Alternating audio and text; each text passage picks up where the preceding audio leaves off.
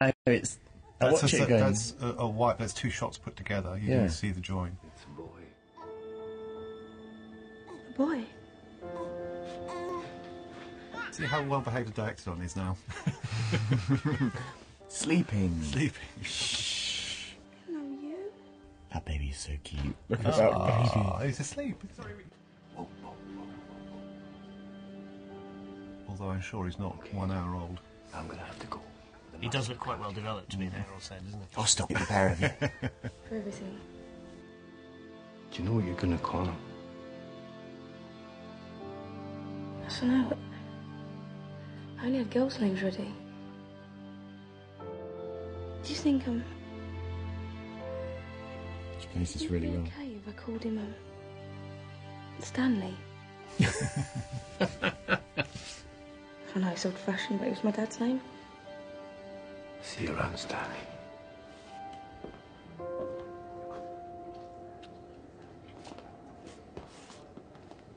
So who locked you in? I don't know. Surrogate family there. I hope our kids don't look like this. Then again, they'll always work. Only in Primeval, though. In Primeval, yeah. Looks like they missed the last bus home. What are we going to do with him? Did you have anything in that thing at all to look at? When you No, I just had Graham. We don't help you much, do we? Props guy rattling the crate. Yeah, we don't help you much. Come on, guys. You asked for evidence. Brilliant. Tell them to hold the front page. Really? No, not really. You bring me a blurry photo of a gopher with some comedy plastic teeth and you call this evidence? A child of 10 could have faked that. This is a genuine prehistoric creature. Get out of my sight. Give me one last chance. Why? Because this is the biggest story in history and I'm going to prove it. Do you really want it to go to one of your competitors?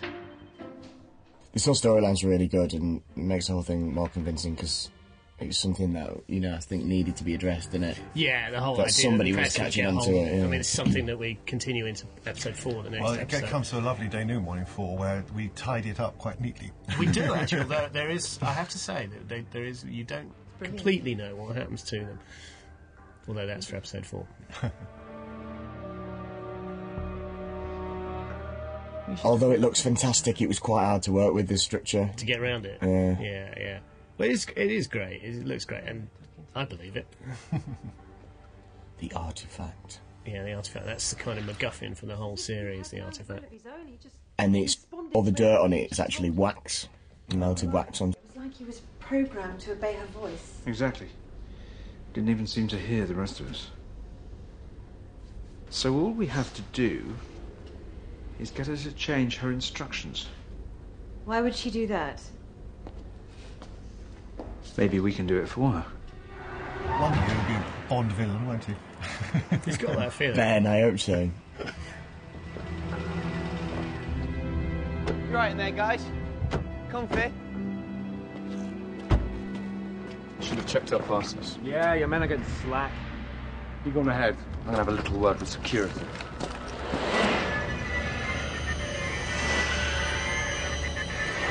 Now this shot, what was this massive camera that was brought in for this shot? The special camera? Oh, that's motion control.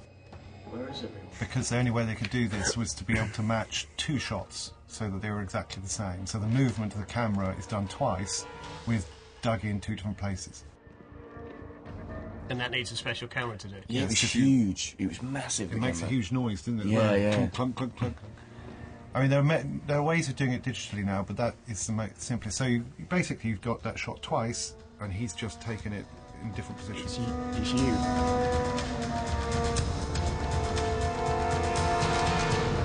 It is different height. Hold on. Got Connor and Abby with the others. Good eye line, though. And that's a nice shot as well, of course. That's really weird to do because obviously there was only one Dougie there. But it all works with the eyes because that's what people are looking at. They're looking at your eye line. Now this is quite tricky because this is we used a bit from series 1 here, which was basically involved an interrogation. I think from episode 5 or episode 4, I can't remember. Where episode 4, where Claudia, as she was then, and Ben and Cutter, Lester and Cutter, interrogate Helen. But of course, in the meantime, Lucy has become Jenny. So in theory, Claudia could never have been at the interview. It's something that Lucy pointed out to us. We skipped lightly over that. Yeah.